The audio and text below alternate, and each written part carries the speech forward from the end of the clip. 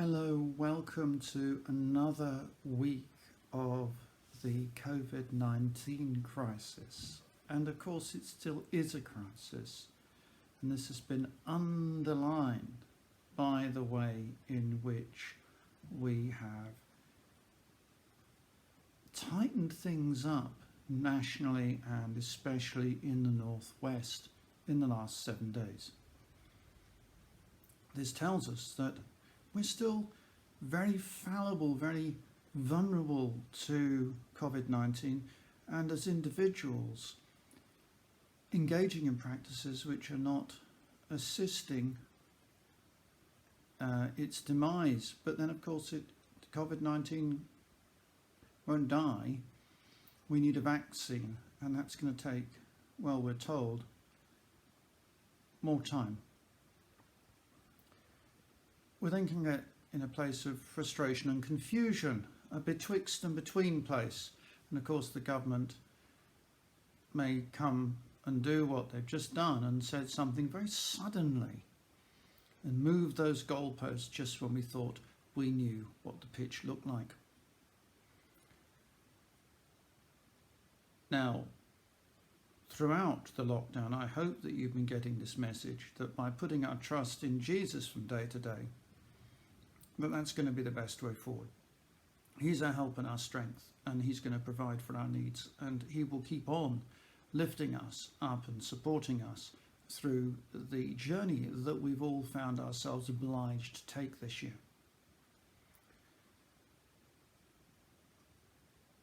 And it's an opportunity still for us to go deeper. I'd like us just to think about how we think about our faith. Whether we splash about in the shallows,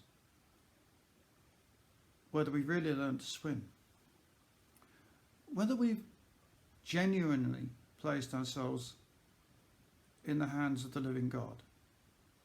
You know, Paul was caught in the most appalling storm on his way to Rome, and experienced seamen were losing hope.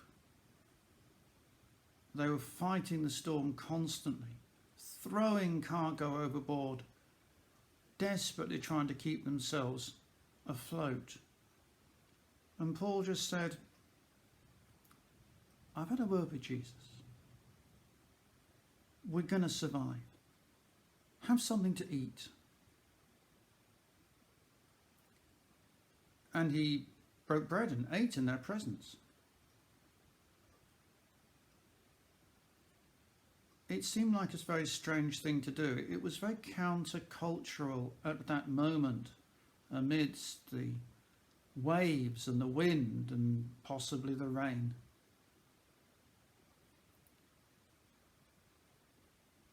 But Paul had a deeper relationship and a deeper trust. Most people on the boat would have had some sort of faith, probably all of them. But Paul had a deeper relationship. It's always tempting to trust in a god or gods or just things or circumstances that are important to us, but don't really deliver the goods at times of crisis. Paul had a deeper faith. Paul had been through some ghastly circumstances, some terrible times by this point in his ministry. He suffered adverse weather conditions. He tells us in 2 Corinthians a whole list of things that have happened to him, which were most horrific. And yet he battled on and battled on. And he knew that God would sustain him to fulfill his purpose here on earth. And of course also he knew that for him to live was Christ, but to die was gain. We can sometimes put too many eggs in the basket of this life, while forgetting that the best is yet to come.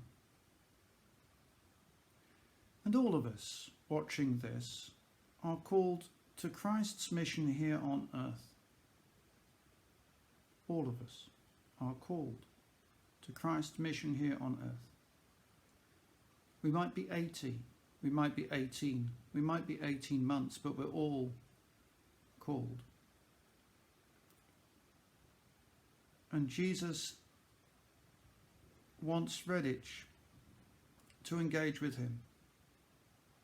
And Redditch needs to be engaging with Jesus right now. Now that might need a lot of explaining, because Redditch is not used to trusting in God.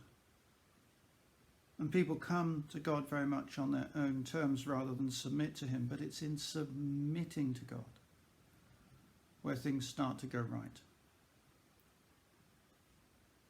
So the same messages that we keep on repeating are just as true as they always were. Trust in the Lord with all your heart, and lean not on your own understanding. In all your ways acknowledge him, and he will make your paths straight.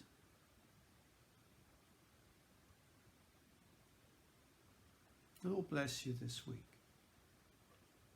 And if you trust him, then he will.